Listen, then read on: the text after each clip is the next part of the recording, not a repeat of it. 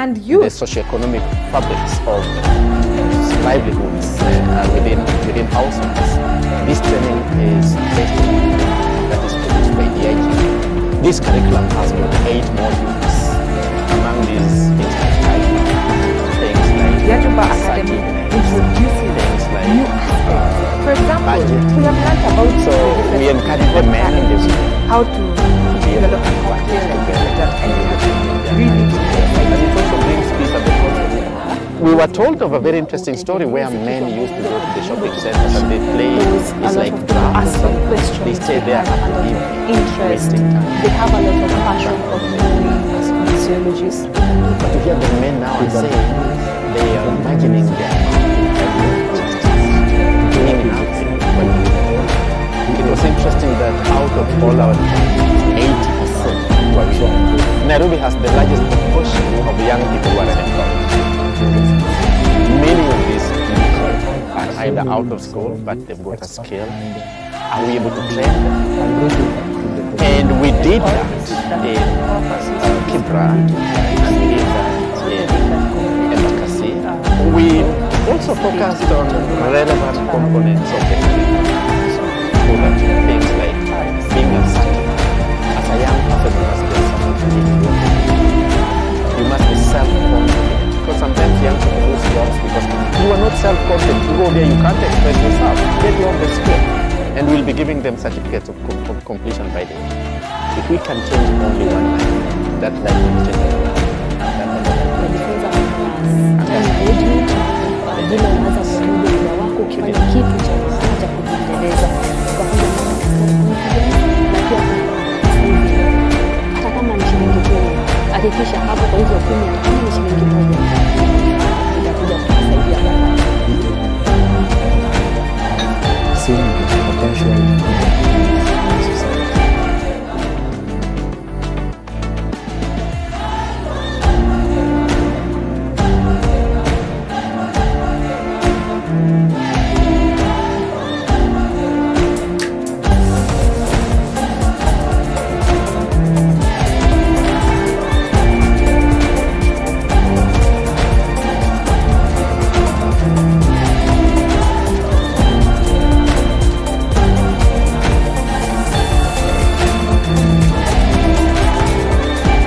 Learning for Life is a very interesting program.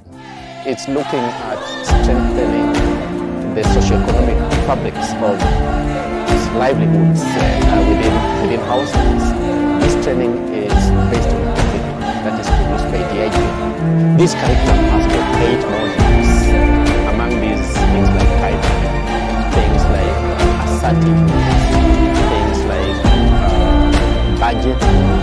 So we encourage the men and the women to be able to manage together, to be able to manage their times together. And it also brings peace at the household level. We were told of a very interesting story where men used to go to the shopping centers and they play, it's like draft or something. They stay there up to evening, wasting time, coming back home and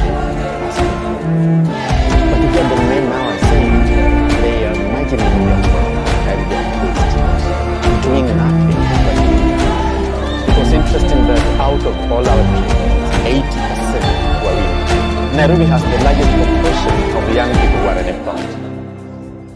Many of these people are either out of school, but they've got a skill. Are we able to train them? And we did that in Kibra, and we did that in Embakasi. We also focused on relevant components of the curriculum. So that things like being assertive. As a young person, you must be assertive if you want to. You must be self-confident. Because sometimes young people lose jobs because you are not self-confident. You go there, you can't express yourself. Yet you have the skill. And we'll be giving them certificates of completion by the way. If we can change only one life, that life will change the world. And that other life will change the world. And that's how we can change the dynamics within.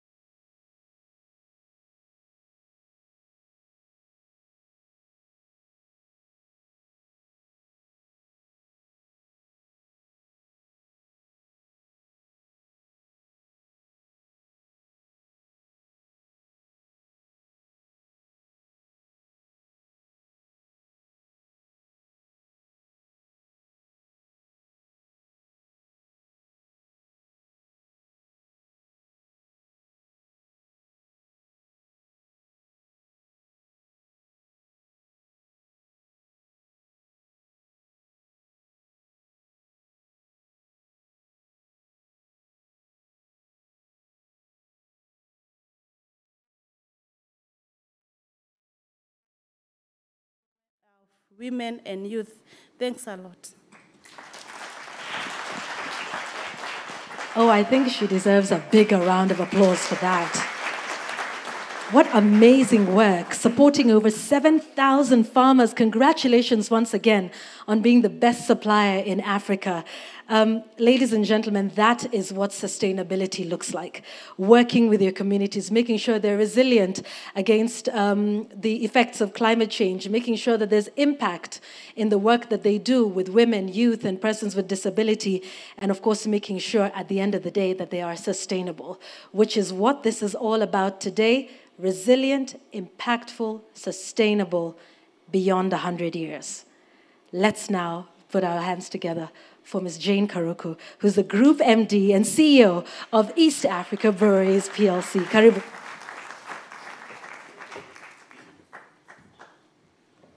Good morning, ladies and gentlemen. Thank you, Yvonne. I think you forgot to say an important thing, that there's going to be an exam about the achievements of EABL, and there will be a prize, so you better listen carefully. So I'm very happy to see everybody this morning. So our guest, my friend, Dr. Chris Kiptoo, very happy to see you, and congratulations. You've done a great job in environment. If you think about tree planting in Kenya, just think next to Wangari Maathai is Chris, and I think you're going to do a better job at Treasury, supporting all of us. Our DG, NTSA, I won't say what I say about you mostly, but welcome this morning. Kuria, NSC partner, he's watching what we are saying because we are going to make a report on what we've done on sustainability. And for him, you all need to say the right thing so they don't find us that we are not doing what we promised to do. My friend Gary Karaoke, CEO of Stanchet. Judy, Global Compact. Judy keeps us honest. And Judy, I confirm we are driving 15 out of the 17 SDGs. I'm sure you can confirm. To the, if you're a parent especially. I'm campaigning, you see, I'm campaigning, because we were told last week at COP that we need to talk a lot more about the good things that we are doing. Muhesh Kajwang left, but we're very happy that our MP for our region was here. And KRA, we have a partner from KRA. I was reporting you to Dr. Kiptoo about your raking equal amount as we are from a top-line perspective. So we are your biggest stakeholder. So welcome this morning and my colleagues at EABL. So I'm very happy that we again are talking about sustainability. It's something close to my heart, and I was actually worried that whether Yvonne, you are going to ask me to define sustainability, because I can't define it in one word. I could define it for a whole day. And also for those who are watching us virtually, welcome this morning. I think the fact that we have Chris, you here, even just before you, as you're handing over your ministry, for you to come here, I think it shows the commitment from government. And we were talking with your current CS on environment, and she would have loved to be here. And I'm sure we're also going to partner very well, very closely with the new office that is coming on board. The theme of today is, or our report is resilient, impactful, sustainable beyond 100 years. And I want to say that as EABL, or as Diageo, we look at sustainability on a very holistic manner. And before I talk about that, there is a lot of conversations around ESG. What is ESG? And that would have been a tougher question to ask Yvonne. It's environmental, social governance, and it was coined in 2005. And until recently, just about 2 years ago, nobody talked about it. People concentrated a lot on governance, particularly if you're a publicly listed company. Now we are talking a lot about environment and social and governance together. And since 2019, the searches within Google or within internet systems has increased by 5 times or 5-fold. Before, it used to be CSR. And CSR used to mean that I can decide today is raining too much, cars are in trouble, so I can go and pour something on the road so that there are no accidents on your way here. There is drought, I can decide I'll give food, and then you do start and stop issues. I think sustainability is challenging us, or ESG, to do a lot more. And at EABL, in particular, we are keen to do this because we've been gifted a business that has been surviving since 1922. So our challenge as current leadership is, what do you do on sustainability so that we gift the next generation for the next beyond 100 years to come? So as a business, from a global perspective, we've embedded sustainability as part of a strategy. And we've interpreted it in our own words, and we call it Society 2030.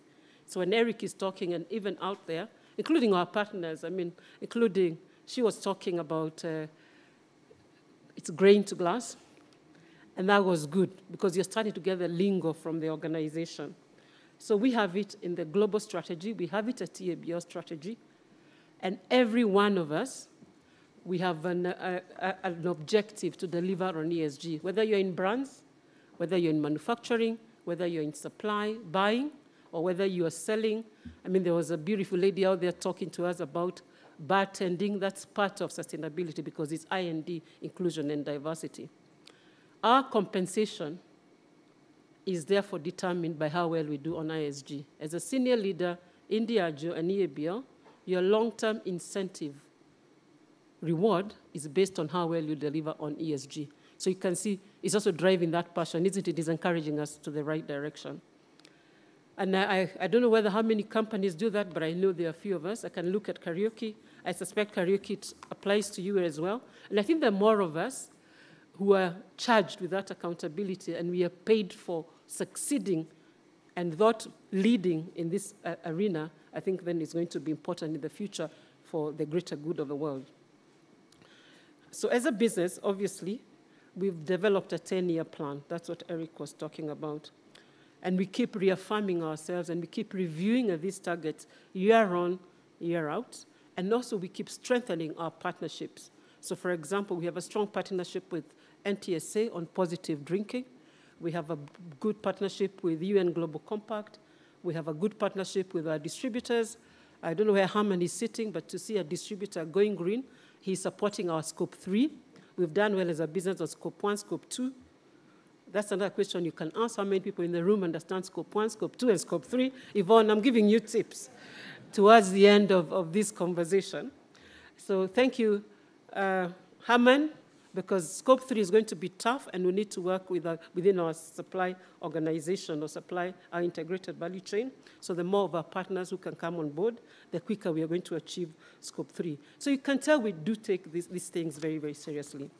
And therefore, to further deepen our commitment and action on environmental, on ESG, now I can say ESG because now you get it, we joined, as EABL, we joined Africa Business Coalition, led by Global Compact, and we signed something last week in COP, because as Africa, we feel we need to have a bigger voice about what our needs are. It's become a very global conversation, ESG, but in Africa, I think we need to act faster and more and better in our own words and what affects us, because I feel like there's a lot of conversation around global companies and global actors, government and non-government, and less or not as much action as we'd expect. So we're hoping, as Africa business leaders who are signatory to this thing, which has been put together by Sanda Ojiambo or the Global Contact Office, that we can drive Africa's agenda, and more importantly, what we are going to do about this issue, climate change, because unfortunately, we are bearing the brunt of it. We were joking last week in COP that we pray for rain, it rains, we drown. We want the sun to come out so our maize can dry, then we get a drought. So we don't know how to pray for the mid-level of these issues between water and sun.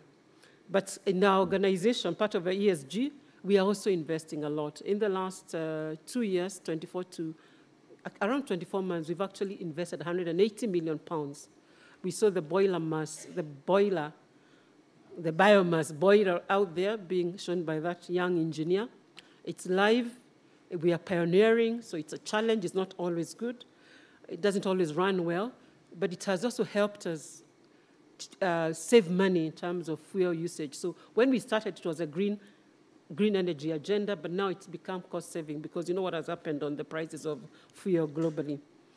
So proud that we are going to be net zero before the end of the year in Tusker plant and in Kisumu plant, and Uganda it's just been fired, and we are also investing in Tanzania in our Moshi plant.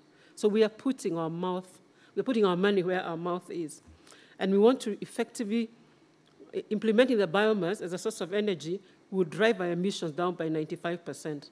And it's big money and big volume because we are talking about 42,000 tons of emissions. We're also using this to build more jobs. So the young engineer talked about using macadamia husks. Before, probably that was being used for roads, but now we are developing that value chain and others. And because we know how to develop value chains, like the Senator or barley value chain, the biomass plants are also going to produce or to give us very significant value chains for employment and economic agenda, just like sorghum across East Africa.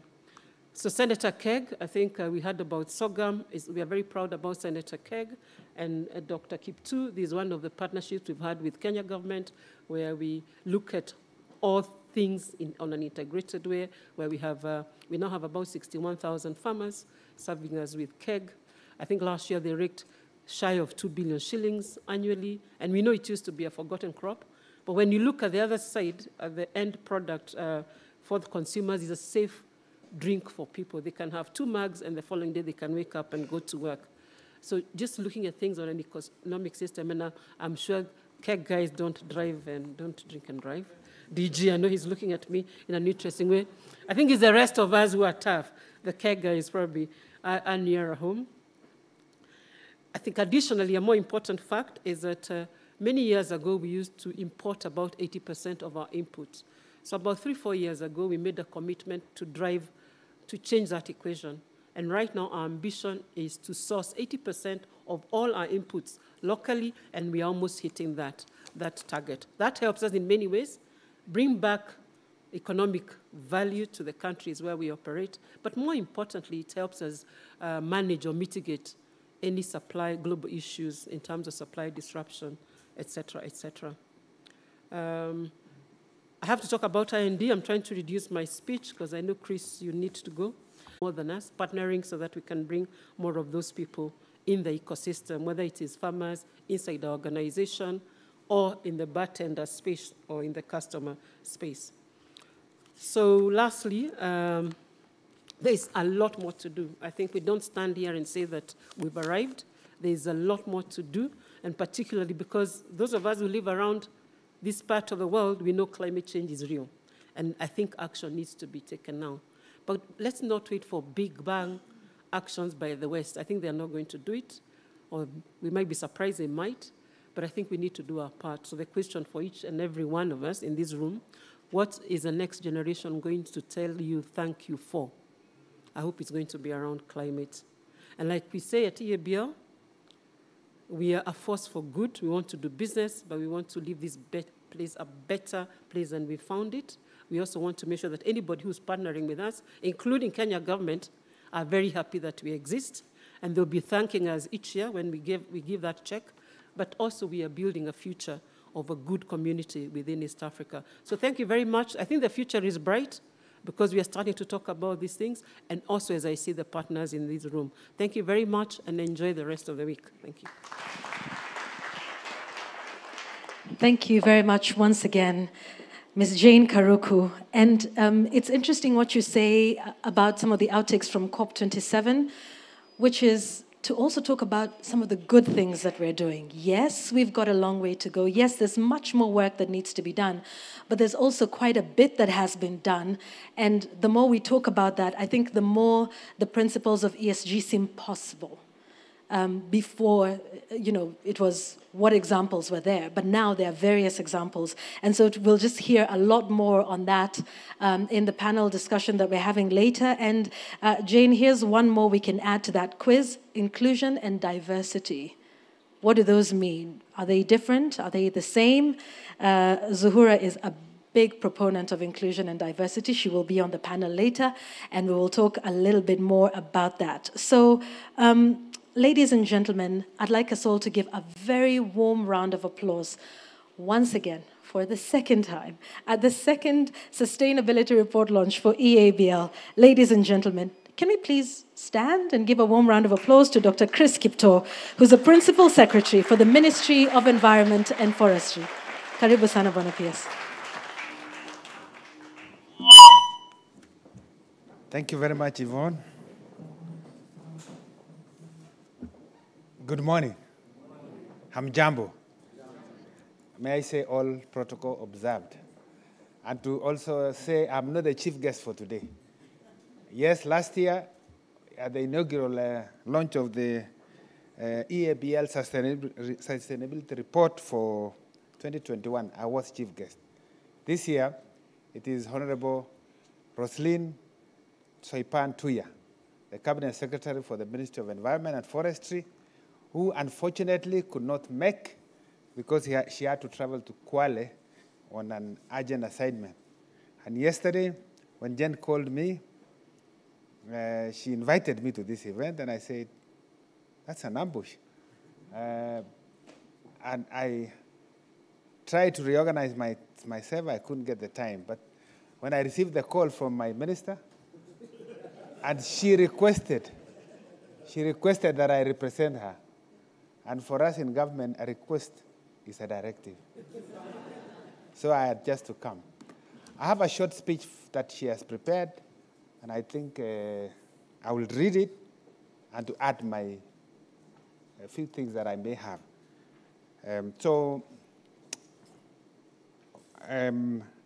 I'm delighted this morning and very honored to join you. It is another excellent chance for a leading private sector player to share their plans for the future in a world facing climate change, biodiversity loss, pollution, and land degradation. Climate change is emerging as the single biggest threat to life on Earth. It poses a serious threat, a serious challenge to human well-being globally, with particular intensity on the African continent. Millions of people across the globe are facing multiple climate-related challenges, including severe and more frequent droughts and floods, heat waves, and decreased food production. In Kenya, we are experiencing the worst drought in 40 years, where more than 2.5 million livestock have died this year alone, causing more than 1.5 billion in economic loss. Addressing climate change will be broad stakeholder participation, will require broad stakeholder participation. It is not a problem that governments can solve on their own. We each carry responsibility and stand to gain from more resilient communities and reliable access to natural resources. The government particularly recognizes the strong potential of the private sector to drive transformative, positive climate actions. The government will continue providing a conducive policy environment for the private sector to engage and invest. And we have the Climate Change Act, and we have the climate change policy and a number of measures which she has mentioned in this speech. And because of time, I will skip.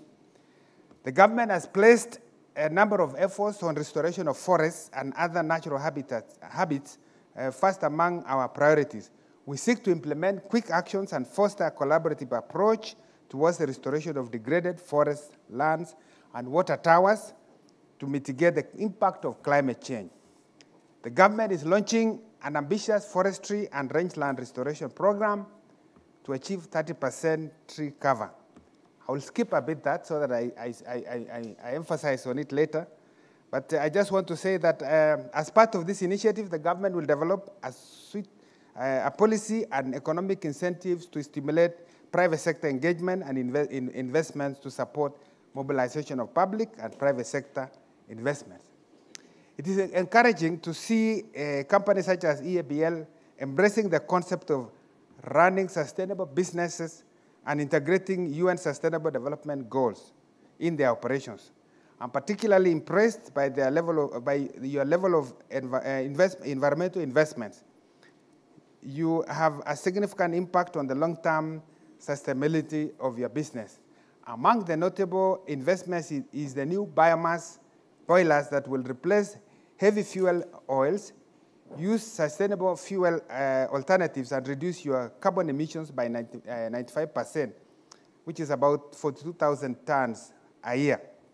It is also imperative to see EABL has nurtured over 1 million tree seedlings with a success rate of 85% in the last 10 years.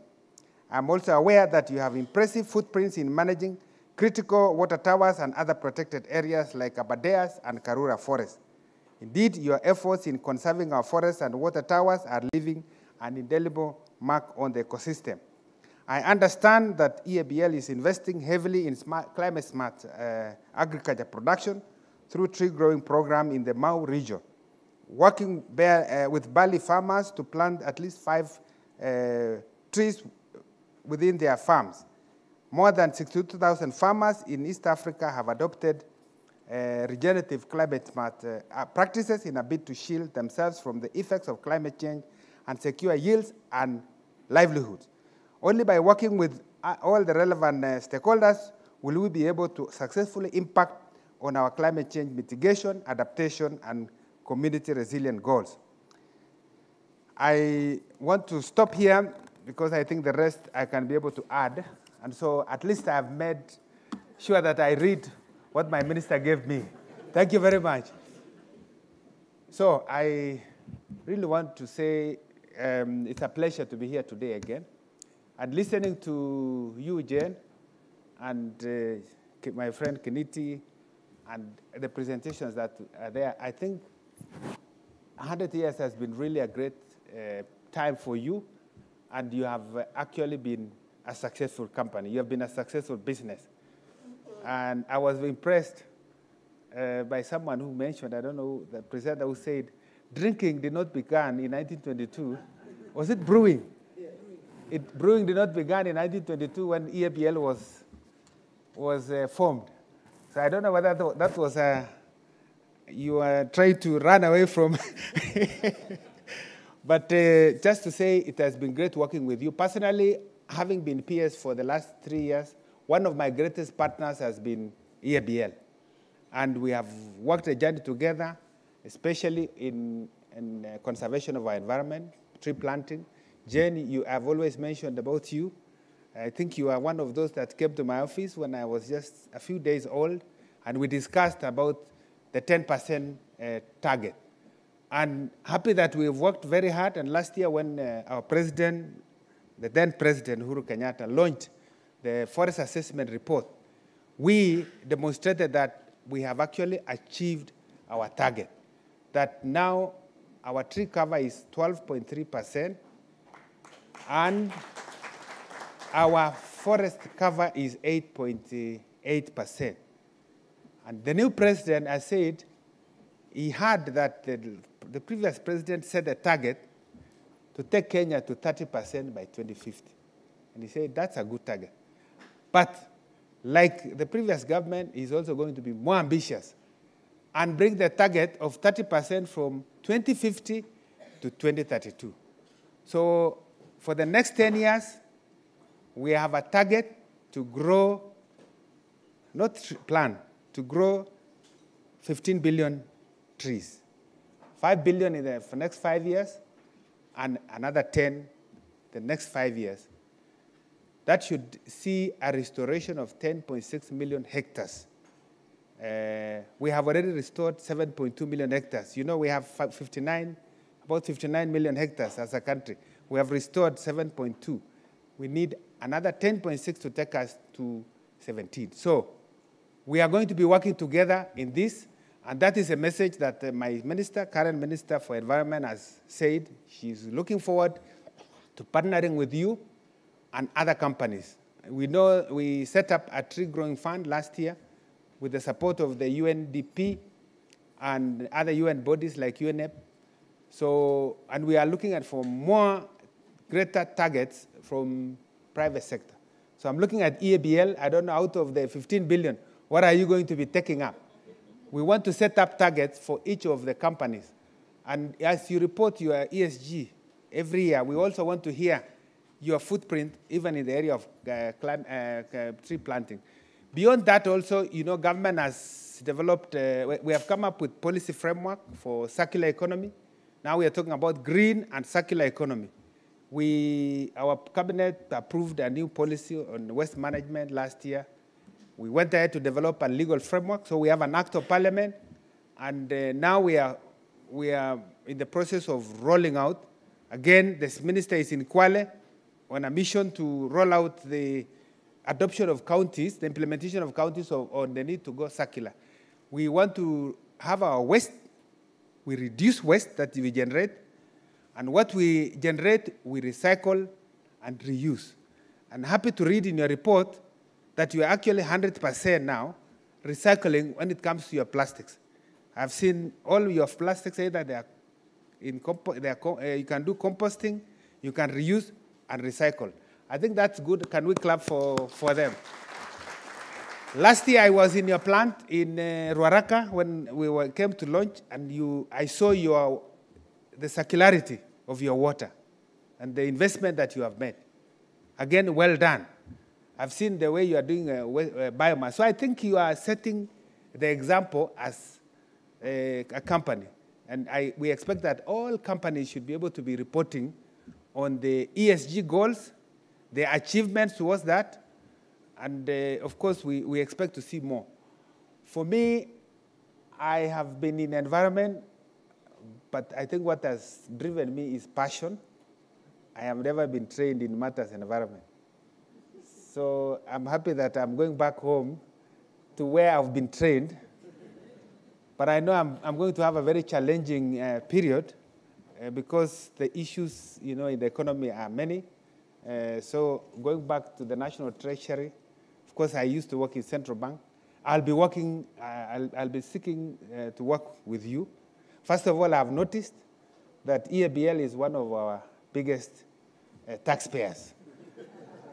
And so, can we clap for you? You have heard our president has already raised the target. Our revenue has to double from 2 trillion to 4 trillion. Where are we going to be getting more? Are we going to be taxing you more? I think we need to work together because I think there are quite a number of players in the sector that are not compliant like you. And the burden and the benefits of taxation must be equitable, meaning that if all of us are supposed to pay tax, we must all pay. So, because it's a form of disclosure that you are actually compliant in many areas. So I don't want to say more than that because I think I've read what the minister wanted me to say. I've added a few. I'm looking forward to working with you in the near future. I promise not to leave environment matters because I'm still passionate on them. So we'll still working together. I think I intend to work at the National Treasury, especially to unlock climate finance. Our carbon market, I think Article 6 is now complete. We have done all the negotiations. We are in COP27, we said we are no longer going to be negotiating and talking. We need now to do implementation. So going forward, I think let's see how to unlock that climate finance to help us meet our development goals. Thank you very much. Asante sana.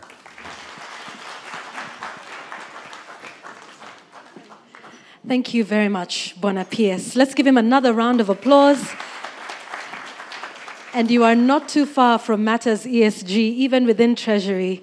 The idea of doing business the right way and creating an economy that enables businesses to continue to practice ESG principles is something that is definitely needed in this country. So even as you head to Treasury, we know that you will continue to work with the various companies, including EABL, on the matters of sustainability. And, it's like you were saying, launching a sustainability report is really, it's maybe a vulnerable moment for a company because you're saying, this is what we've done.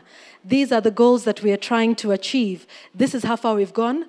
We started here, we didn't do quite as much as we thought. We have pivoted in this way. We are learning lessons as we go. So once again, congratulations to EABL because putting yourself out there and making commitments and reporting on how far you have come with trying to achieve those goals is definitely something that is worth noting. And like you say, nobody can stand and say, we're the leaders, we're number one, we're doing right. But it is about saying, this is what we have achieved, this is what more we need to do over the next year, or in the case of EABL now, over the next 10 years with your new initiative. And so, again, we will have that very quick panel session and we'll get into some more conversation around that. But ladies and gentlemen, I think we have come to that moment. Dr. Kipto has talked about what he's seen in the report. Obviously, he got the advanced embargo copy. But now it's time to actually get to see what's in that report. So ladies and gentlemen, it is now time for us to launch officially I'd like us to start to put our hands together for the official formal launch of the EABL 2022 Sustainability Report launch that begins now in 10, 9, 8, 9, 8, 7, 6, 5, 4, 3, 2, 10, 9, 8, 7, 6. And ladies and gentlemen, let's give a warm round of applause. It's congratulations to East African Breweries Limited.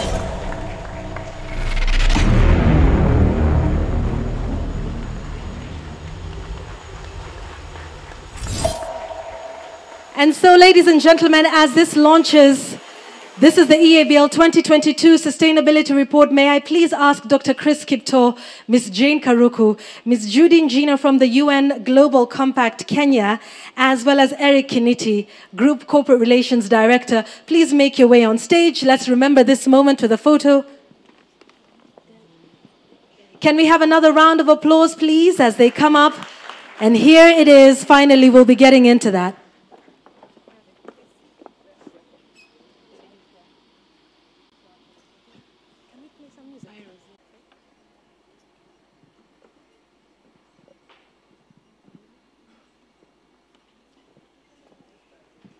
So, ladies and gentlemen, it's all about being resilient, impactful, and sustainable beyond 100 years.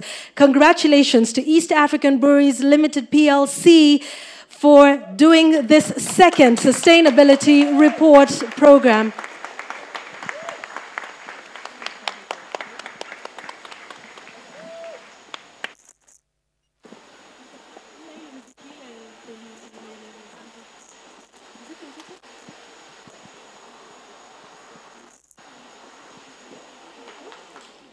All right, ladies and gentlemen, thank you very much. Ladies and gentlemen on the stage, please take your seats. Once, I think if we can confirm we're done with the photo ops, do you all have the photos that you need? Fantastic. So, thank you very much. Please take your seats and we'll be providing copies for all of you. And also in that time, you will get to hear some more testimonials from others. We heard earlier from the sorghum farmers and how this has been impactful for them. But we'll also hear about other initiatives that are taking place in urban areas like here in Nairobi. So we'll be hearing from Winnie Atieno on that. And now, ladies and gentlemen, we want to have this very quick panel discussion on the same. And if we can, just get a quick reminder of the sustainability strategy for EABL.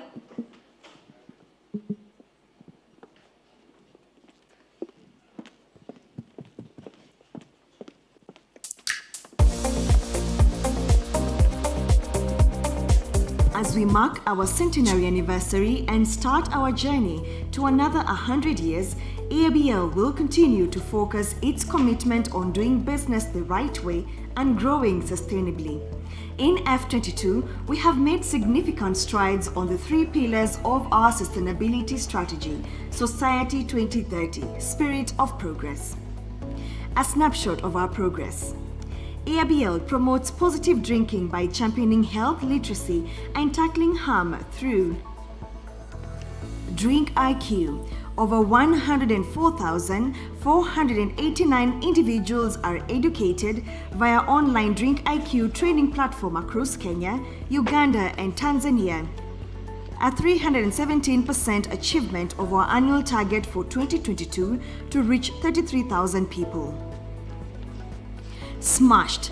48,690 young people, parents and teachers have been educated on the dangers of underage drinking across the 3 markets, surpassing our annual target of 35,500, achieving a success rate of 137%.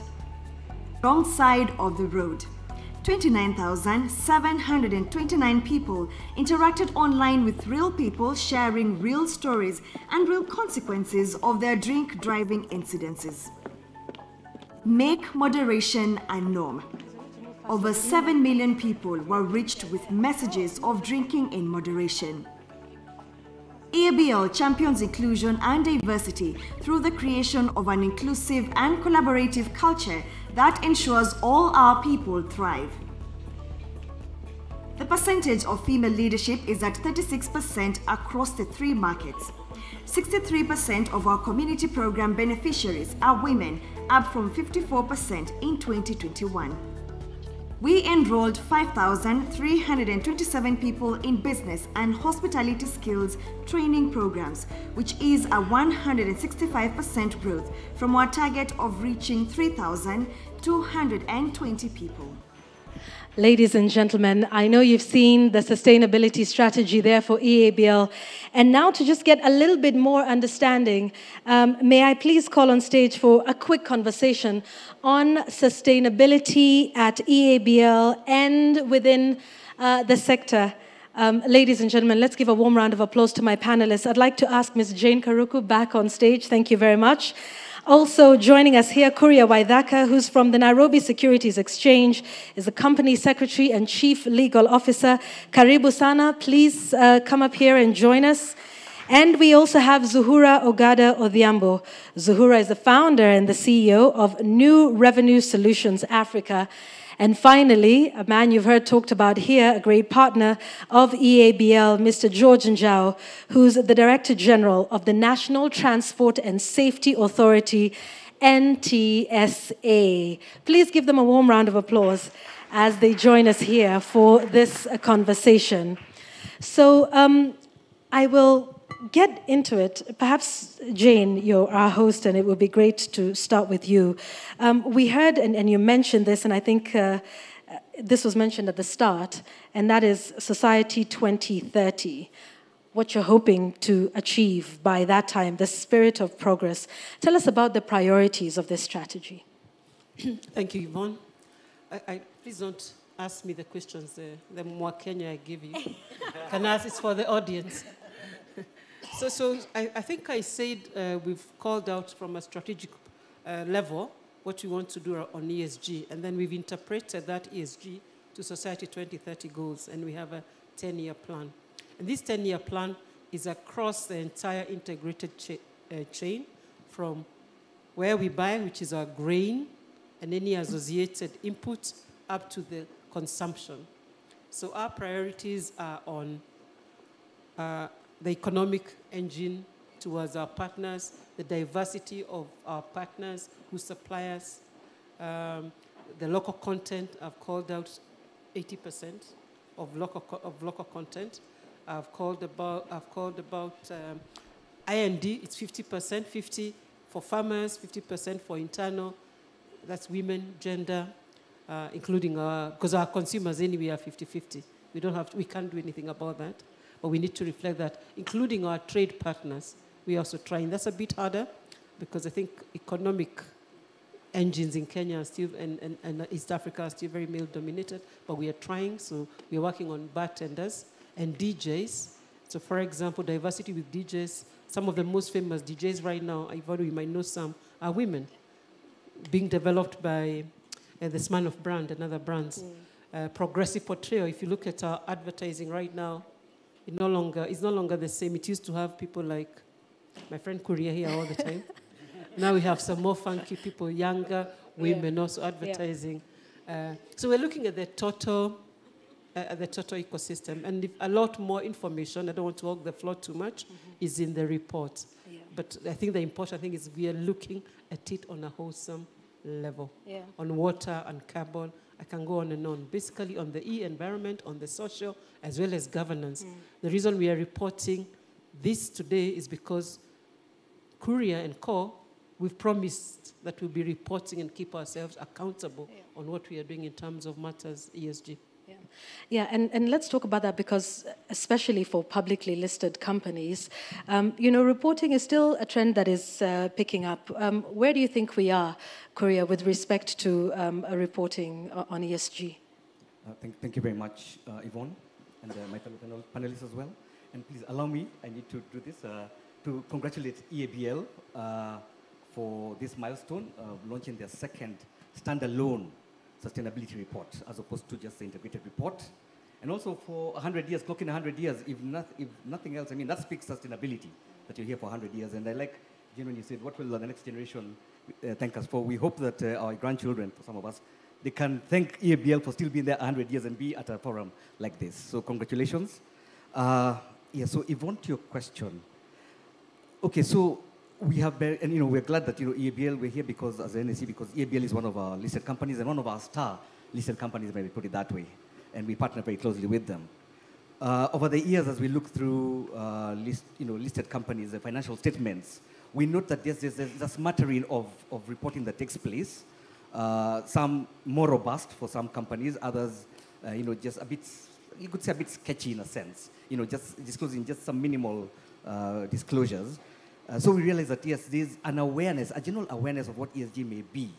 However, the gap is standardization of what kind of information should be disseminated and published to the public. So from our assessment, especially within the public listed company space, we note that, yes, companies do have an appreciation generally of what ESG is. But the issue is, the gap is in how that relates to their strategy, how they can embed that and integrate it into their overall strategy. And right through the operations, Jane, I liked when you said that, I think ESG is almost like a component of your performance management system. And I like that because it's supposed to infuse all the systems and, the operations of a business, be part of the DNA of a business. So, and I'll be telling you more about, maybe I'll be telling you more about the ESG guidance manual and why we came up as an NSC to come up with a standardized yeah. document. Just go on and talk about that, because like you said, perhaps it's not understanding what do you put in the report, what do you not, and then also as you do that, what are the benefits? So somebody would say, okay, so I can adopt ESG principles, but what's the purpose of reporting about this in a very specific, separate way from all other reports of company performance? Okay. Yeah, so maybe just, and thanks for that question. Before I get to that, maybe just to mention, from our assessment, what are some of the reasons why there's been low reporting or scant reporting in a sense? And we noticed one of the reasons was that there's a lack of a framework, of a reporting guideline and framework. There are a number of them globally. There's a global reporting initiative. There's a sustainability accounting standards board. There's a climate disclosure project and a couple of other international ones. But I think the issue was, okay, which one do we align to, do we abide by, so there can be some form of standardization. So we noticed, it wasn't very clear what one should exactly report on. Then the other issue was lack of technical capacity for purposes of reporting on ESG. And again, I'm glad to see that EABL, and we have other companies, and I can see the MD of, the CEO of Standard Chartered is here, Kenya, Kari Kingari. And that's, companies like this are leading the way. The trailblazers in terms of, they do have capacity because they actually have launched sustainability reports. So they've built capacity over a period of time. And I guess companies do need to be deliberate about doing that. And one of the things that at NSC we're doing at the Securities Exchange that we're doing is that we have partners such as the Global Reporting Initiative, and we're trying to build technical capacity and capability within organizations, not only in the public listed space, but in the Kenyan corporate space. And even actually, I would say even within the continent, because we're members of the African Securities Exchanges Association as a founder member, and also we host the secretariat. So we're trying to embed ESG reporting throughout the continent, not only in Kenya. So, and then the last critical thing is that a couple of companies have not been able to connect ESG reporting to business benefits. Yeah, and that's been something that we've realized that has posed a challenge. And I think the thing is, it's to get to know how are the two linked. How does embedding sustainable practices and ESG practices lead to increased financial performance and even increased attractiveness of your organization, to foreign investments. To foreign investors, because investors, there's money that's looking for opportunities.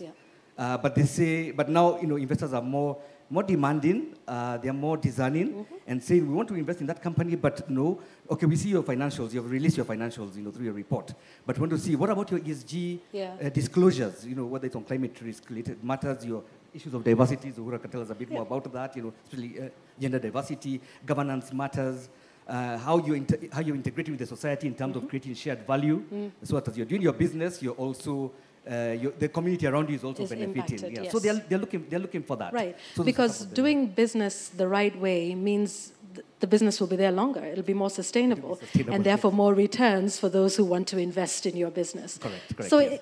it really does make business sense to do things the right way, and to practice the principles of ESG, of which inclusion and diversity are a big part of, Zuhura. But what do these terms really mean? Inclusion versus diversity.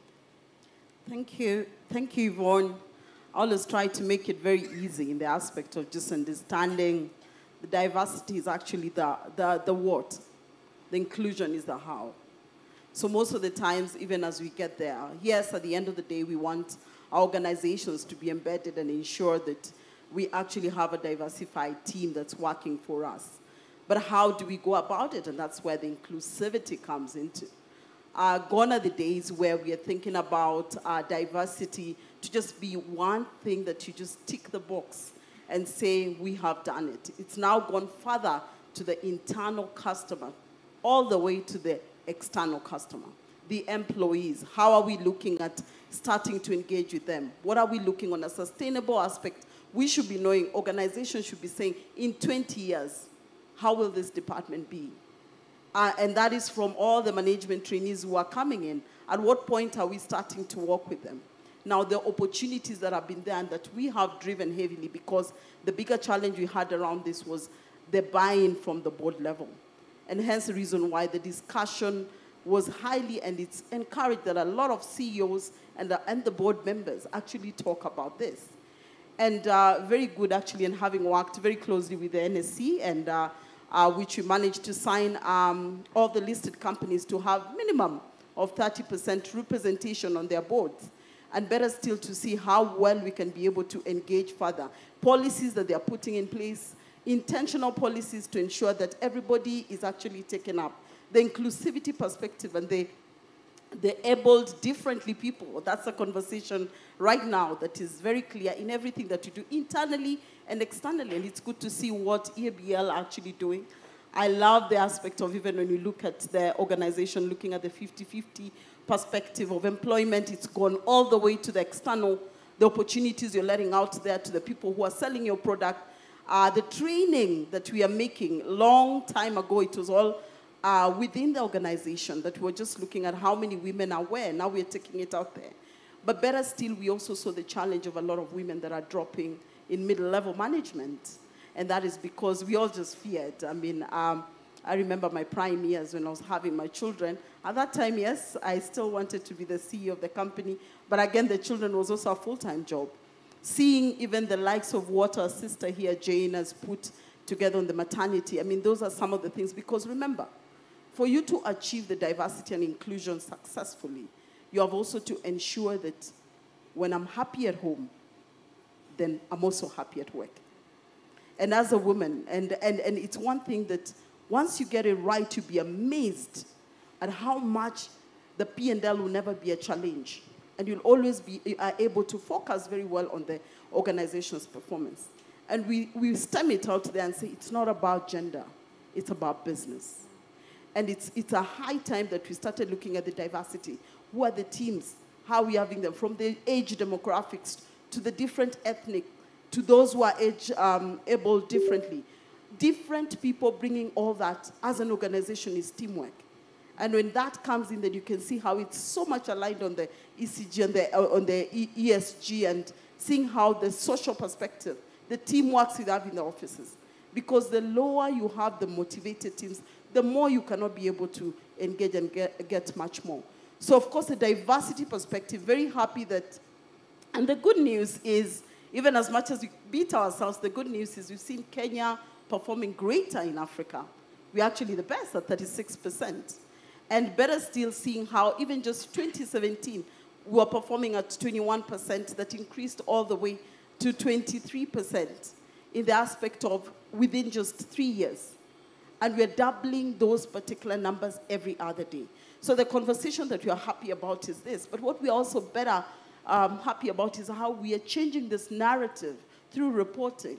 We're changing this narrative through cross-company mentoring, which is even happening currently here. We're seeing Kariuki Ngare, who was our first Standard Chartered, was our first champion in launching the 30% Club in Kenya, and of course, they've been also among the best that have actually also been the #1 in the in diversity and inclusion. But how do we share the good news EABL is sharing today and take it back to our offices and are able also to apply? And that's what we are gearing towards, and hoping that with all this and seeing those case studies, we then can be able to ensure diversity and inclusivity is not only just one that we need to tick, but one of the important issues that drive organizations on a sustainable course for a better tomorrow. Yeah, and so some impressive progress that we've made and that we continue to make. And I like that you talk about, organizations supporting each other in that role and working together. And, speaking of partnerships, George, we've heard a lot about the partnership between NTSA and EABL.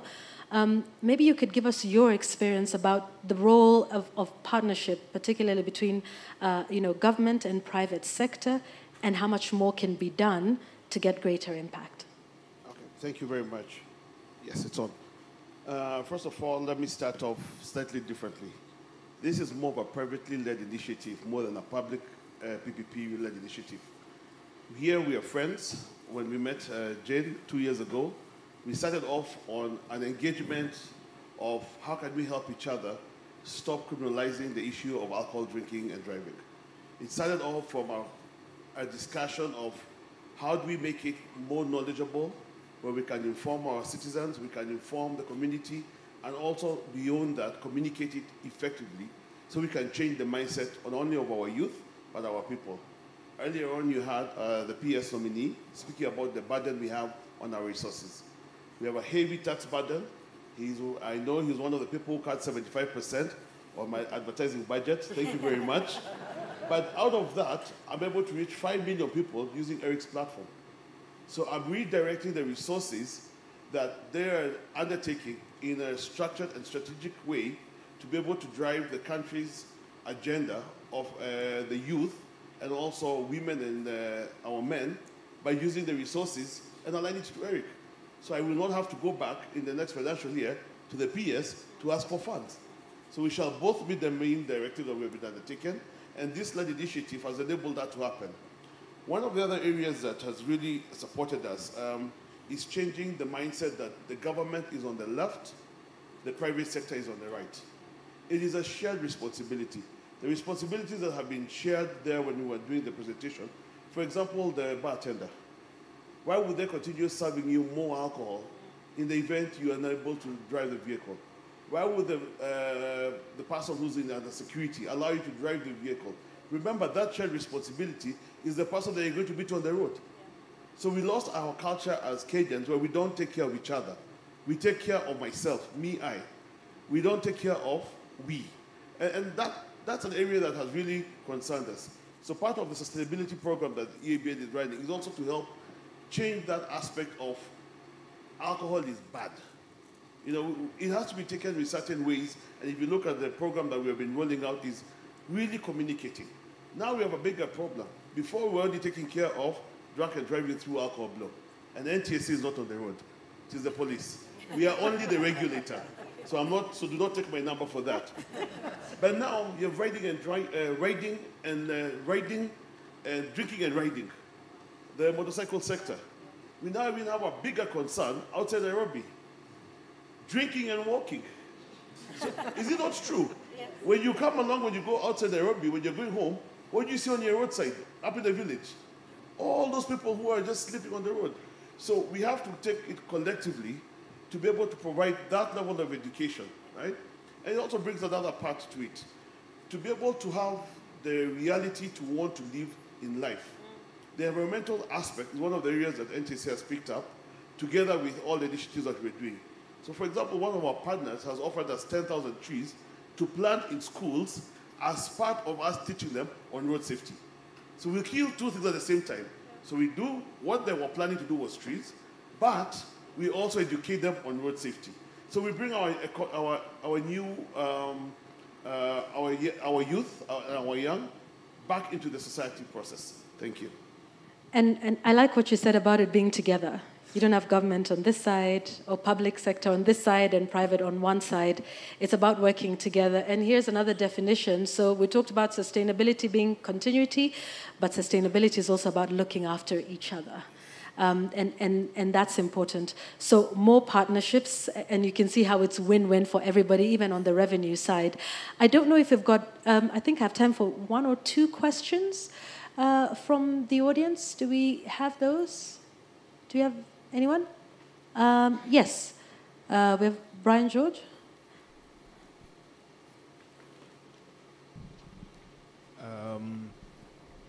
Oh, sorry, you'll give us your name and your organization.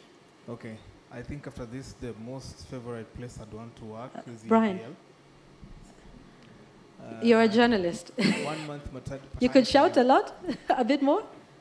Am I audible? Yes, that's better. Even I was trying to crack a joke, surely.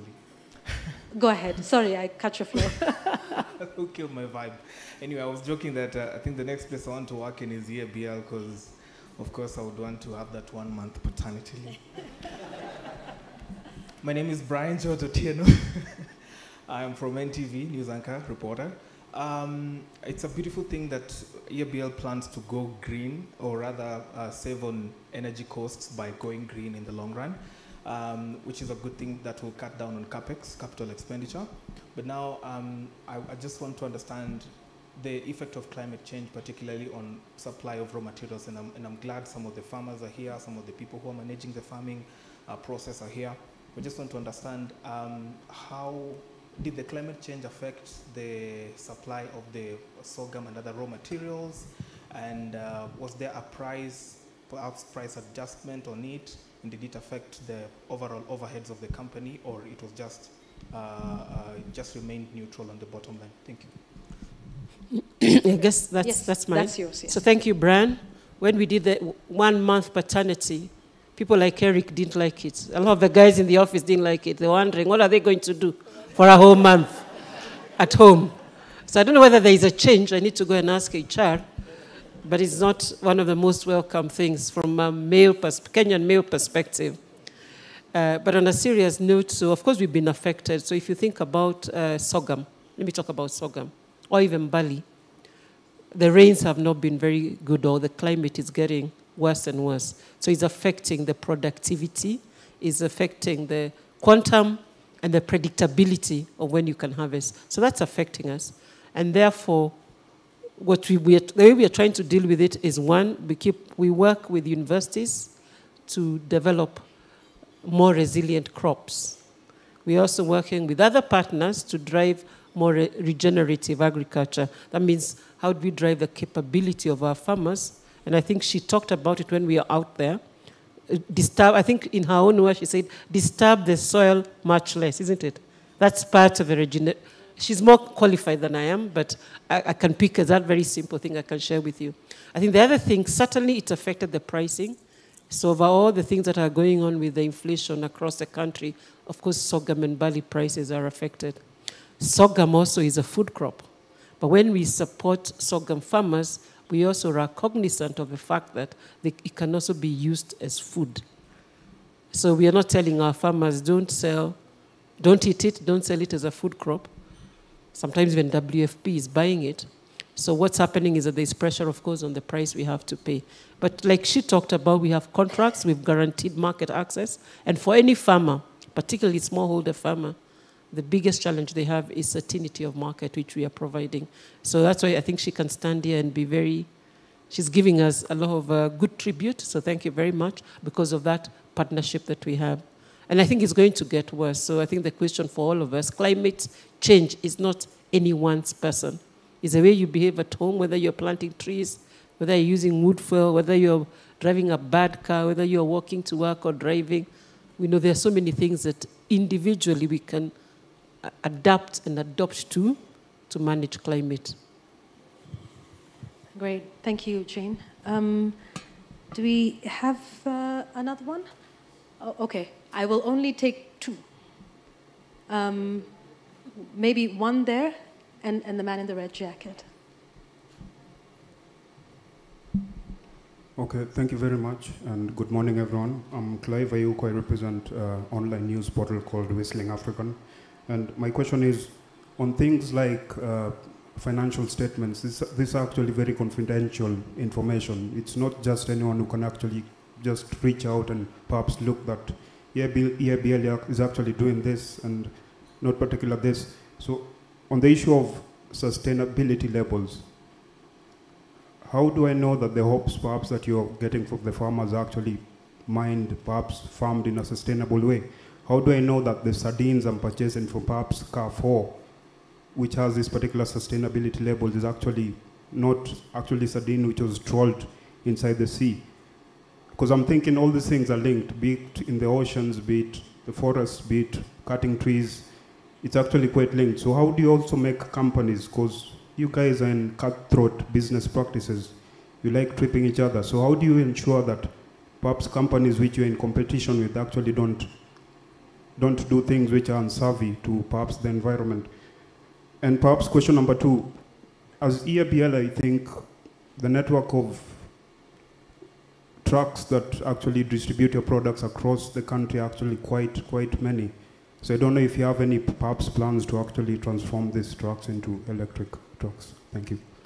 All right, thank you for that. I think Jane can take that. Okay, so there's one complex part which you could give to a regulator, because I can't talk on behalf of other companies. I can talk about EABL.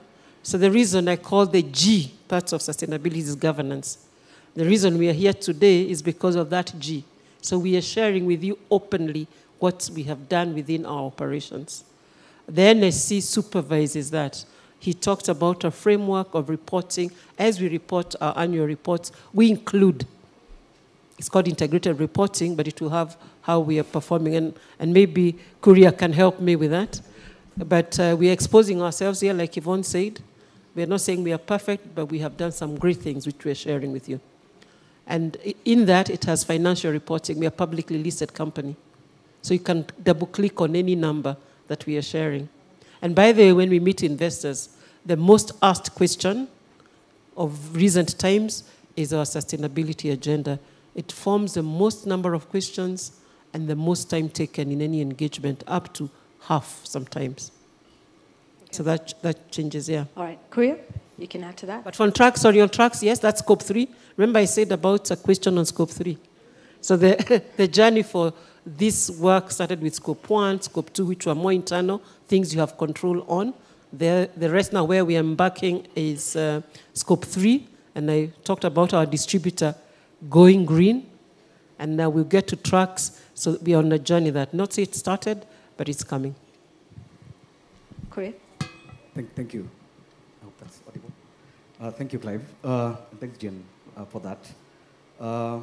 Yes, so, when it comes to disclosures, we appreciate this. First, we have mandatory disclosures, which are required under law.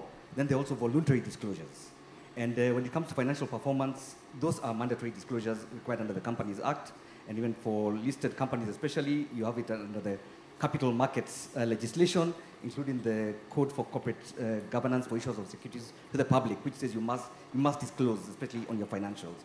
However, we're moving into a new realm where we now have disclosures on matters to do with sustainability and ESG, which tend to be voluntary. And somebody, I think Yvonne, you're the one who talked about vulnerability, that EABL has, by releasing its report, it's saying we are vulnerable. We are saying this is what we set out to do in terms of our ESG agenda. This is what we have done. This is what we're still yet to do. But bear with us, we'll get there. But at least we are on the journey. So when it comes to, like, for instance, where we, as the NSC, we came up with the ESG guidance, disclosure guidance manual, we also had in place certain reporting principles. Some of these are accuracy of the information, balance of the information. The information has to be well balanced and make sense. Don't really pick and choose as such. You could, but let it be balanced. That you're saying some negative, all positive, a lot of positive, maybe a few areas of improvement. Clarity, it must come out clearly exactly what you're trying to say, and to avoid things like what we call greenwashing, where you sort of try and make everything look green or sustainability compliant so that you can get interest from investors or stakeholders or your consumers or clients. Then there has to be comparability. Your metrics, whatever you disclose has to be comparable. Like if it's EABL and NSE or Standard Chartered, you can compare across board and say, on this area, this is, on the, let's say, diversity and inclusion aspect. This is what EABL reported, this is what NSE reported, this is what Stanchart, or this is what another company reported. So comparability. Then reliability, very critical, of the information. The information has to be reliable and can be verifiable as well. That's a key aspect in sustainability, that there has to be verifiability of information. And then the last one is timeliness as a principle, a guiding principle for defining report quality. Again, you want to say something that's fairly, you can talk about what you did 5 years ago, but you also want to know what are you doing, what did you do last month, what did you do last year? And that's why this reporting is supposed to be annual, on an annual basis, so that you're building on and improving on what you did previously, and telling people, telling the world that we're open for business, but this is what we're doing in terms of our ESG reporting. Thank you. Great, thanks. Yeah. One more? Yeah. Thank you. My name is Charles Mugendi. I work at Site Savers, and social inclusion is one of the thematic areas under which we work to remove barriers that hinder persons able differently from participating in society. So my question goes to Zuhura, and I just wanted to know how then can companies, prioritize diversity and inclusion in a world where we are faced with a myriad of challenges. The capital pools are shrinking, and the economic times are also tough. So how then would EABL, for instance, prioritize diversity and inclusion amid all this that is happening? Great question. Thank you, Charles. In the interest of time, I'd like to take the one last question from the gentleman in red on this end, and then we can answer them together.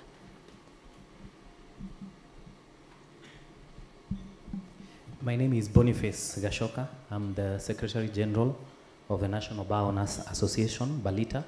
We have 54,000 members in 42 counties. Mine actually is not a question. Mine is a comment and a point of information. I'll direct it to the DG.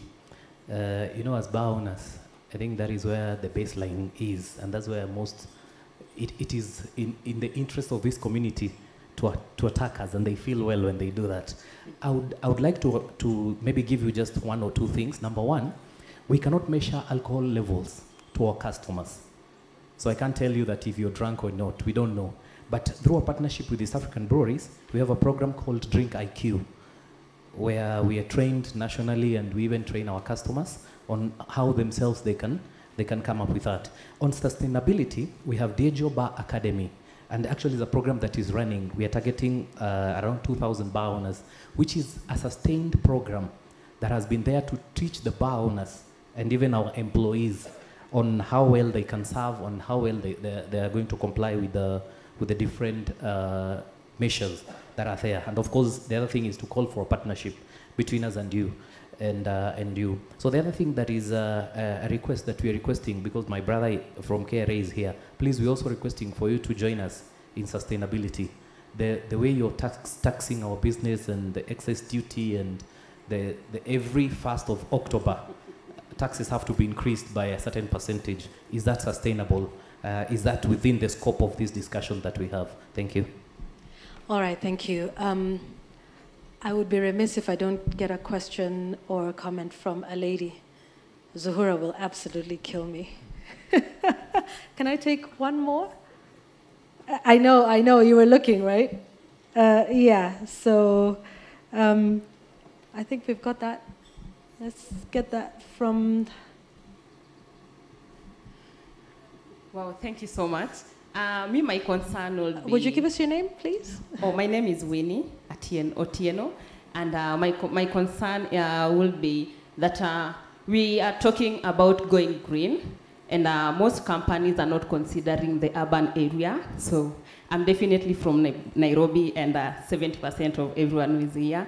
And there have been a lot of cases of respiratory diseases that are caused by air pollution. So maybe what are the measures that we are putting in place to make sure we can as well start planting trees in Nairobi, or rather doing urban farming just to make sure that Nairobi is also becoming green. So maybe as EABL, because I know EABL is doing a very great work in the mountain and are planting quite a number of trees. So how would you consider doing it in urban settlements?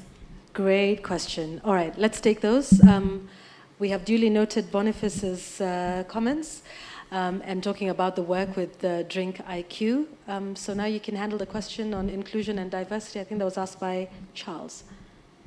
Thank you, Charles. About inclusion and diversity, there'll never be a time that we'll be ready to deal with it.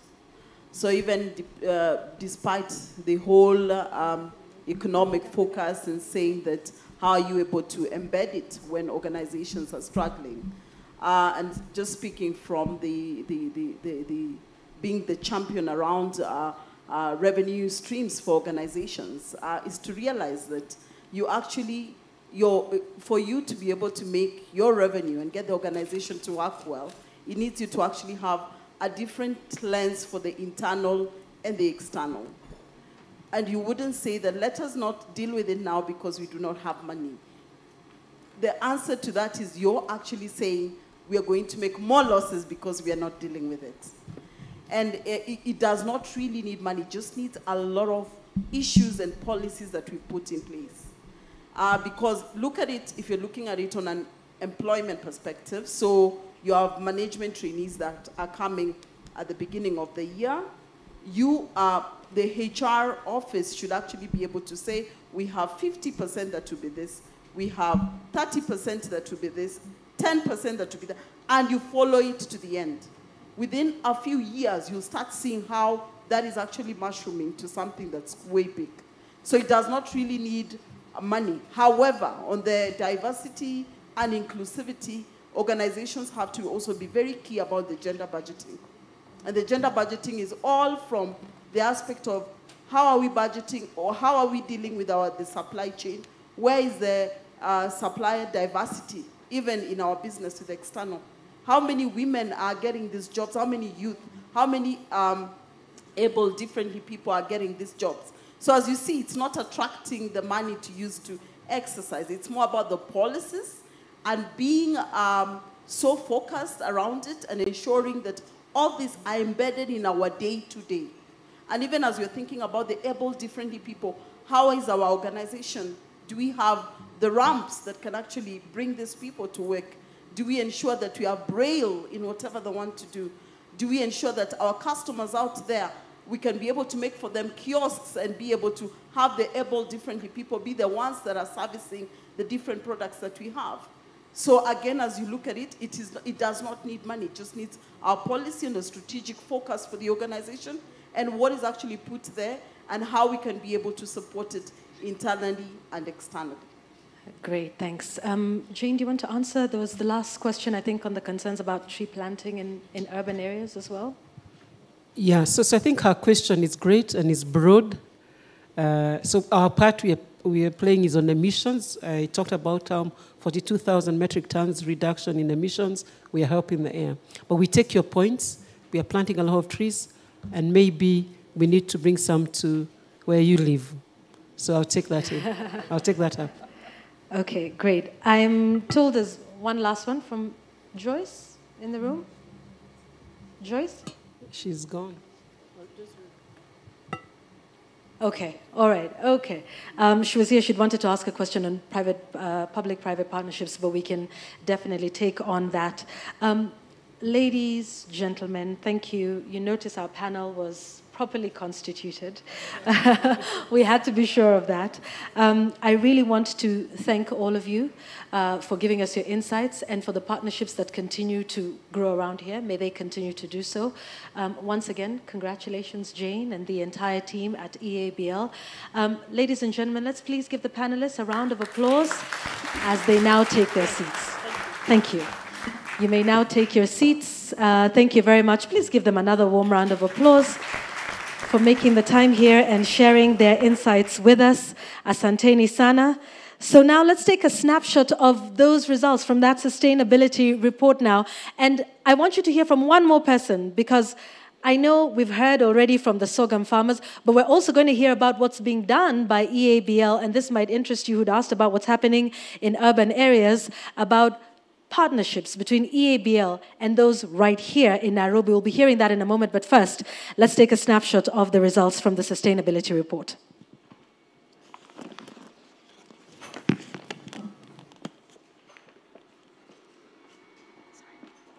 its commitment on doing business the right way and growing sustainably.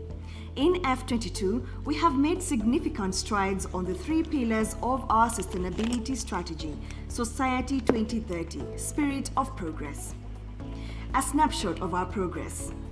EABL promotes positive drinking by championing health literacy and tackling harm through Drink IQ. Over 104,489 individuals have been educated on the dangers of underage drinking across the 3 markets, surpassing our annual target of 35,500, achieving a success rate of 137%. Wrong side of the road. 29,729 people interacted online with real people sharing real stories and real consequences of their drink driving incidences. Make moderation a norm. Over 7 million people were reached with messages of drinking in moderation. EABL champions inclusion and diversity through the creation of an inclusive and collaborative culture that ensures all our people thrive. The percentage of female leadership is at 36% across the 3 markets. 63% of our community program beneficiaries are women, up from 54% in 2021. We enrolled 5,327 people in business and hospitality skills training programs, which is a 165% growth from our target of reaching 3,220 people. EABL pioneers grain-to-glass sustainability, which describes the journey of our products from their sourcing, production, and packaging to their distribution to consumers. Preserve water for life. 99,317 people benefited from our WASH, that is water, sanitation and hygiene program, surpassing our annual target of 31,885 people. We completed 100% of our water collective action projects. We used 3.03 liters of water per liter of the packaged product. We aim to improve it to 2.78 liters of water per liter. We have replenished 362,248 cubic meter from our operations in water-stressed areas, surpassing our water saving from 203,640 cubic meter in 2021. Accelerate to a low-carbon world. Our sites use 96.97% of renewable electricity in all our operations, surpassing the initial target of 95%. We have invested in 3 biomass plants in Kisumu, Tusker, and Uganda.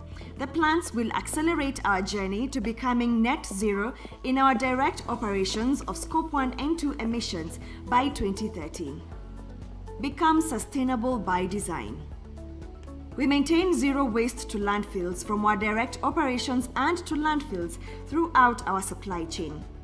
100% of all plastics used are widely recyclable, reusable and compostable, an increase from 2021 where 90% was widely recyclable. Doing business the right way underpins everything that we do, embedding business integrity in the way we work and guides our adherence and level of commitment to our codes of conduct and global policies. We had 0 breaches of our code of conduct. Any allegations are taken seriously. We monitor all violations to identify trends and root causes where further action may be required. As the next 100 years of our business unfold, we remain optimistic about the prospects of our business and we will continue to focus on growing sustainably.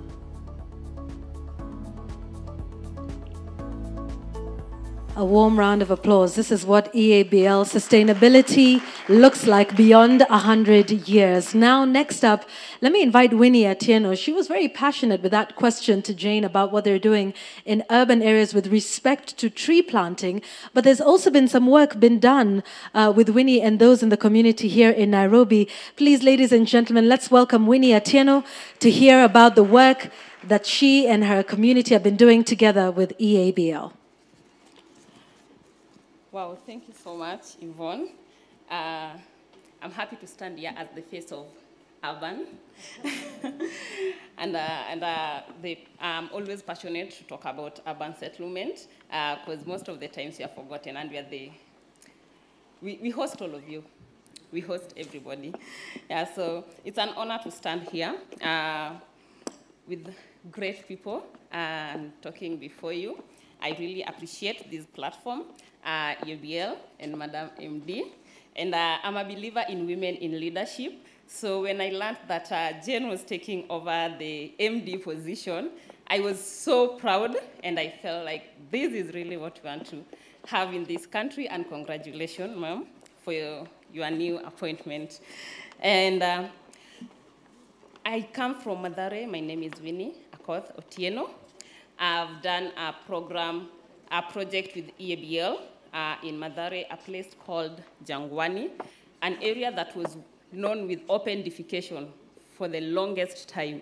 I know most of you, you have your toilets in your home or your homestead, and this is a community that kids grew up and seeing an ablution block or a toilet was just something else.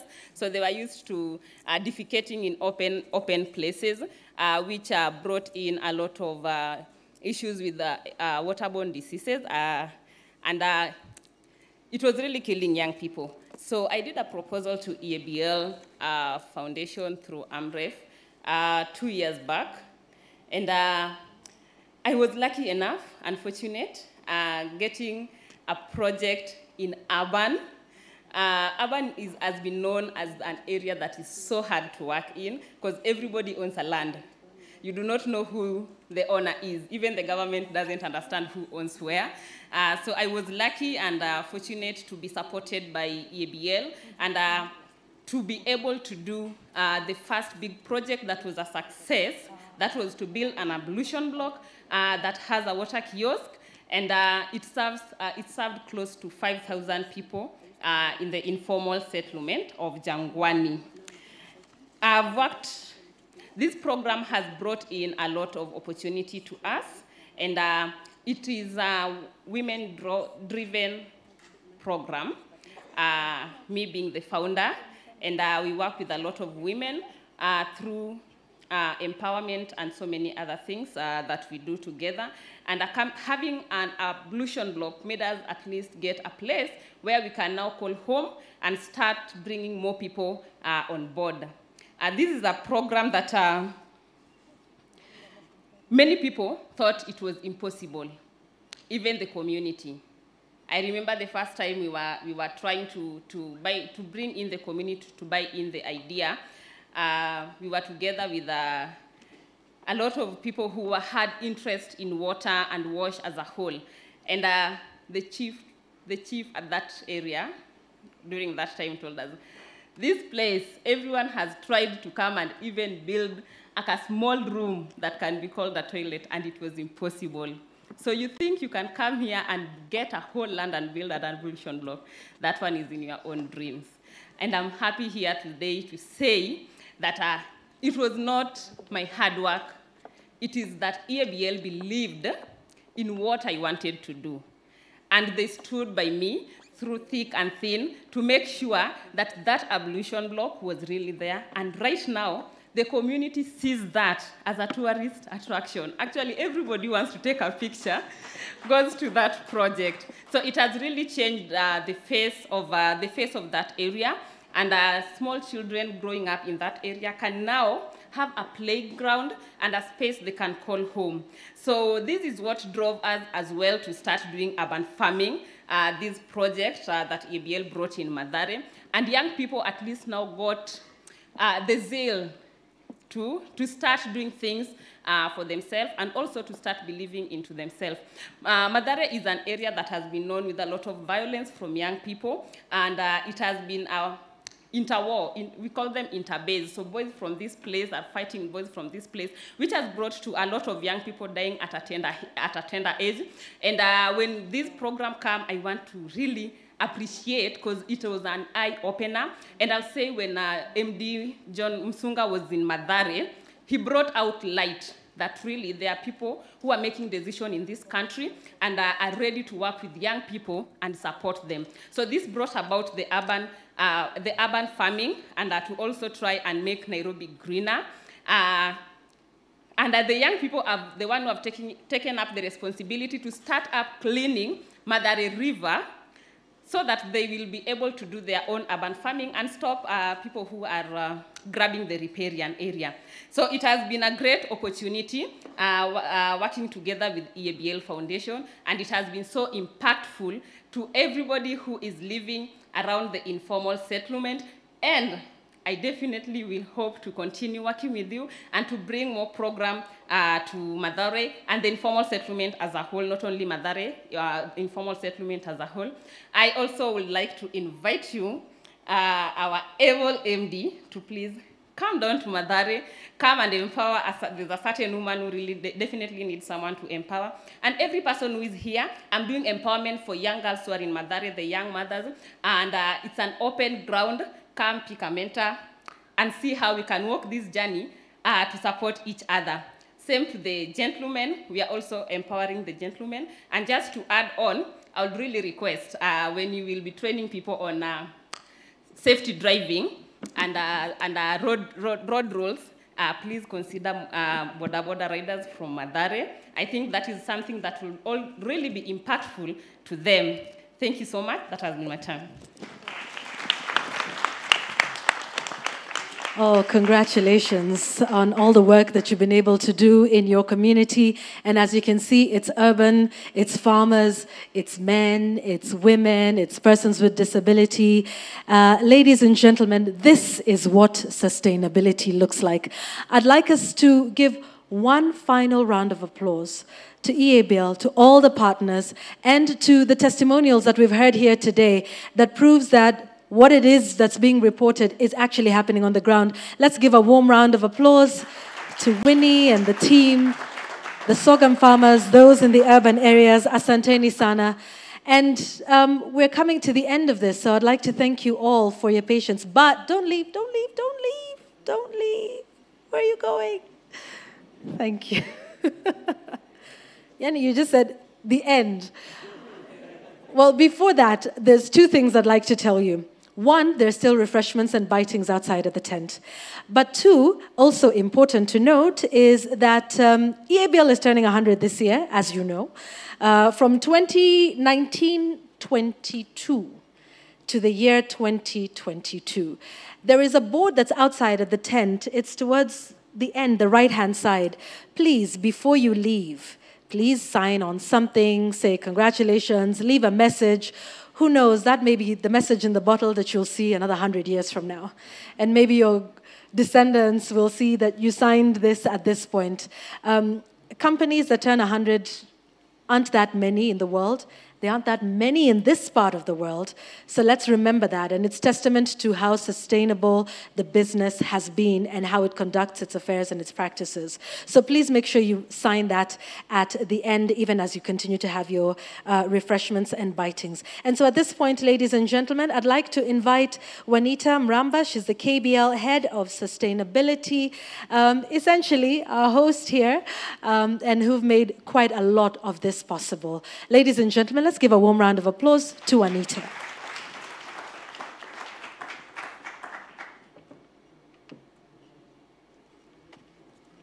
Thank you, Yvonne. I'll keep this very, very short because the moment she said you're coming to a close, people started getting out. So that is a cue that I have to keep this very short, succinct, and sweet. And that's exactly what I will do. I see that our guest of honor has left, and therefore I'm going to cut out all the pleasantries that I had, and I'll say all protocol observed. I've been given a task of doing the closing remarks, and allow me to just start that by giving two quotes that you will find in the section titled Messages from Our Leadership in the Sustainability Report that we've just launched. The first quote says, 21st century choice, look after our planet, and it will look after us, or don't and face the consequences. This is a quote by Phil Harding, who is a British archaeologist. And the second quote is short, sharp, and perhaps stabbing and very painful. And it says, there is no business on a dead planet. There is no business on a dead planet. And with those two quotes, I feel like I should say that I'm coming to the end of my closing remarks, because it is, it's a fact. There is no business on a dead planet. However, allow me to just go on a little bit, just for one more minute. And without really repeating what our CEO and MD have said, as well as our Group Corporate Relations Director. But I'd just like to reiterate our commitment to ensuring that we shall continue as EABL to be a force for good, and will continue to create shared value in partnership with our stakeholders. As we come to the close of this launch, we believe that you've enjoyed the event, but most of all, you're taking with you best practice from the highlights shared in the speeches, from the highlights shared from the discussion that we had here, that's a panel discussion, as well as the videos and the sustainability initiatives showcase that we have right outside here. It is through a ripple effect of collectively doing the right thing that we will, as corporates, communities, and individuals, be able to nurture the world in which we operate. The planetary boundaries, such as climate change and water use, are real, and we all have to take responsibility to make sure that we do not go beyond those planetary boundaries. And now, finally, let me close by expressing our sincere gratitude in his absentia to the guest of honor, Dr. Chris Kipto, Principal Secretary for the Ministry of Environment, Forestry, for joining us this morning and gracing this occasion as the guest of honor. Also, allow me to thank our strategic partners who have walked the talk with us throughout the years of operation. Again, also allow me to thank our suppliers and distributors, some of whom, as you'll have seen outside, have already embarked on running sustainable businesses, and others who are on their path to start doing so. And again, I'd also want to thank our colleagues from EABL, most of whom have joined virtually, including from Tanzania and from Uganda as well. And last but not least, allow me to thank our media partners who continue to be our mouthpiece in creating awareness and education on sustainability. Again, finally, now, it is all about partnerships, and we thank you all, and we look forward to continue collaboration as we embark on the next 100 years of our business. As you go out, Yvonne has already announced we still have some lovely refreshments out there, but also allow me to tell you that we've got lovely gifts, which is a beautiful plantable stationery kit. Yes, it's got some seeds and clear guidelines on how you can plant those seeds and enjoy whatever is going to come out from that seeds. And please don't forget to take a copy of the sustainability report, which we have just launched. Thank you very much. Asanteni sana and karibuni. Thank you very much, ladies and gentlemen. You can please leave at your pleasure, but don't run. There's still lots to do. Connect, network, speak to each other. I am not chasing you. I'd be a bad host to do that. Thank you very much, everybody. Have a good day ahead. Bye-bye.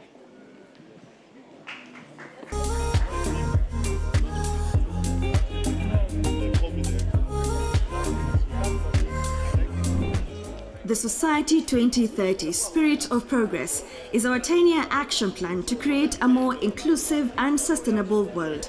In the East Africa region, we have been enhancing our commitment towards this goal through promoting a positive role for alcohol, championing inclusion and diversity, preserving our natural resources on which our long-term success depends, and making a positive contribution to the communities where we live, work, source, and sell across the region. While we are always looking to give our customers a good time and helping them enjoy their we have been undertaking positive drinking campaigns across our markets and on our Drink IQ platform. Our team is the center of our company's success. Across East Africa, we are dedicated to driving an ambitious inclusion and diversity strategy that is consistent with our performance targets relevant to the consumer base we serve. We believe we are well on our way to achieving and surpassing our 2030 goal of 50% of women in leadership roles, as well as increasing the number of women suppliers along our value chain. To ensure inclusion across the supply chain, we have been working with persons with disability to supply our raw materials. Production of our brands begin from sourcing of raw materials. Thus, we have a strong commitment to empowering our farmers and supporting inclusion and diversity across our value chain. We are also dedicated to continue equipping and sharing knowledge of the importance of recycling across the value chain, even as we explore partnerships to enable us get into full recycling of waste produced. What is the most important ingredient in our products?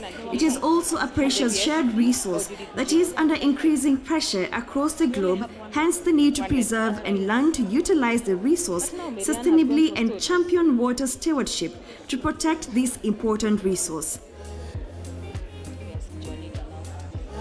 We have pledged to substantially increase our share of renewable energy use in the global energy mix, to use clean and affordable energy sources and offset our carbon footprint. Our recent investment in biomass and solar energy across our plants in East Africa is a demonstration of the strength of our commitment to pioneer grain-to-glass sustainability. From 2018 to 2020, we have achieved a 25% decrease in our direct and indirect emissions.